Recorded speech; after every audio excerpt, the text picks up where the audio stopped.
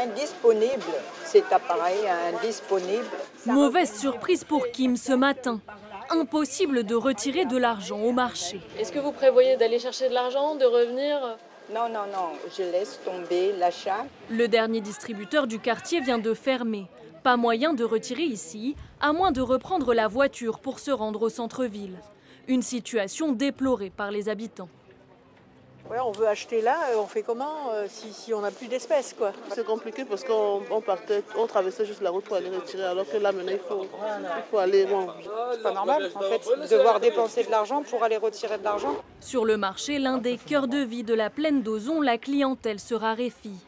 Ça fait 3 minutes, est-ce que vous voyez un client sur le stand? Et pourtant, c'est que de la belle marchandise. Une politique d'abandon du quartier, selon ce commerçant. Il n'y a plus de clients. C'est un marché qui est mort volontairement. C'est de la colère, bien sûr. Bah oui, je me réveille à 4 h du matin, j'ai fait 100 km pour venir ici, j'ai du personnel à payer.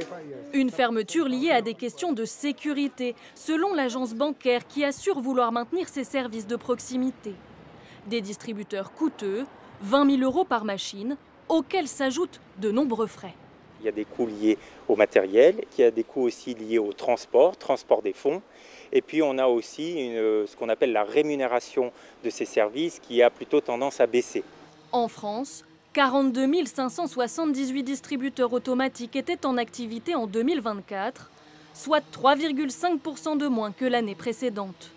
Une alternative semble se développer, les points de retrait privés dans des épiceries ou tabac. On en compte plus de 28 000 dans l'Hexagone.